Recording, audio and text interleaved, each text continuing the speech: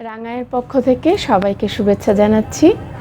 আমি আজকেও হাজির হয়েছি বনফুলের ছোট গল্প নিয়ে। আমাদের আজকের গল্প চৌধুরী। পুরো নাম কংসারী চৌধুরী।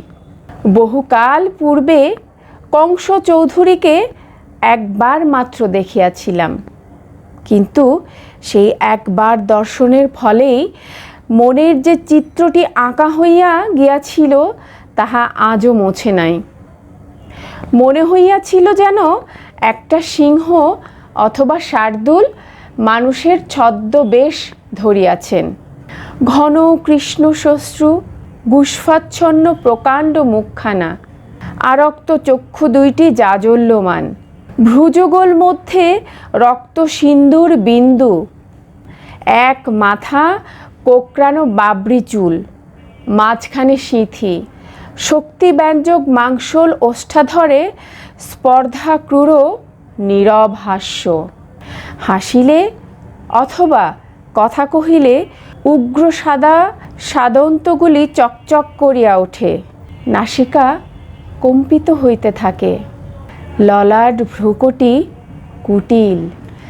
একবার মাত্র দেখিয়াছি বটে, কিন্তু তাহার কথা শুনিয়াছি অনেক। বস্তুত এই স্বল্পভাষী দুর্ধর্ষ লোকটির সম্বন্ধে নানা কাহিনী না শুনিয়াছেন এমন লোক এ অঞ্চলে বিরল। সমস্ত কাহিনীরই মূল কথা এক। চৌধুরীকে কেহ কখনো কোনো বিষয়ে হটাইতে পারে নাই। চৌধুরী গরিবের ঘরে জন্মিয়াছিলেন, কিন্তু এখন তিনি প্রবল প্রতাপশালী জমিদার। মহামহিম মহিমার্ণব শ্রীল শ্রীযুক্ত কংসারী চৌধুরী।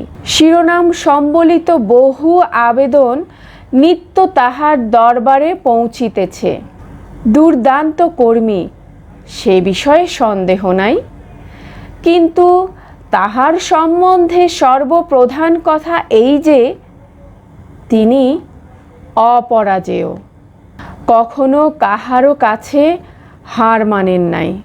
জাল, জুয়াচুরি, ঘুষ, খোসামদ, বাহুবল, অর্থবল, বুদ্ধিবল, কার্যসিদ্ধির জন্য যখন যেটার প্রয়োজন কাজে লাগাইয়াছেন। কিছুতেই চৌধুরী পশ্চাৎপদ হইবার পাত্র নহেন। দারোগা, উকিল, ডাক্তার, হাকিম সকলেই চৌধুরীর নামে তটস্থ, সকলেই তাহার করায়ত্ত। চৌধুরী মাঝে মাঝে ব্যঙ্গ তীক্ষ্ণ সহ্য করিয়া বলিতেন, জুতো মারব আর আজ আদায় করে দেব। চামড়ার জুতোর না কুলোয় চাঁদির জুতো লাগালেই ঠিক হয়ে যাবে সব। এবং সত্যই সব হইয়া যাইতেছিল। চৌধুরী করেন নাই কি?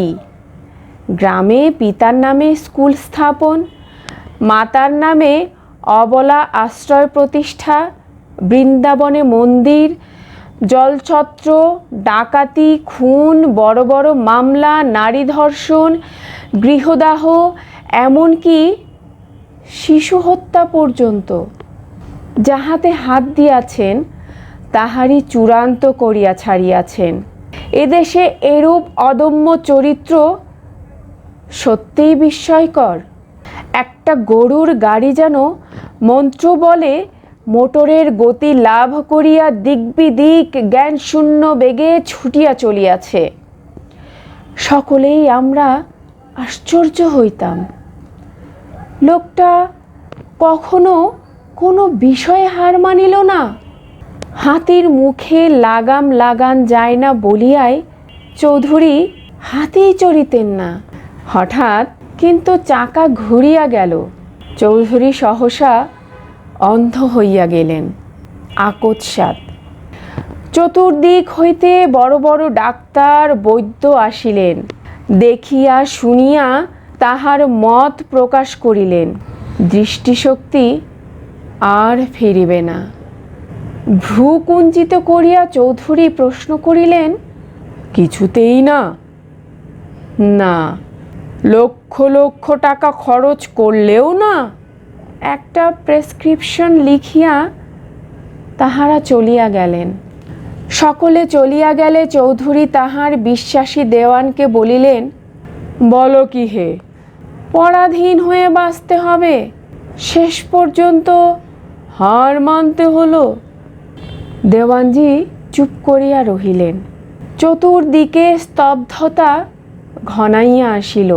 স্তব্ধতা ভঙ্গ করিয়া চৌধুরী আবার বলিলেন, আচ্ছা যাও, তুমি ওষুধটা নিয়ে এসো। দেওয়ানজি চলিয়া গেলেন।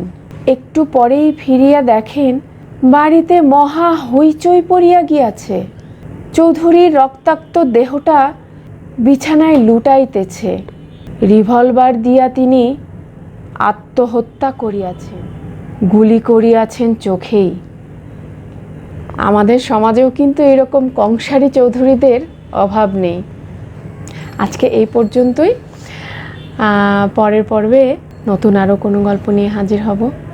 ধন্যবাদ।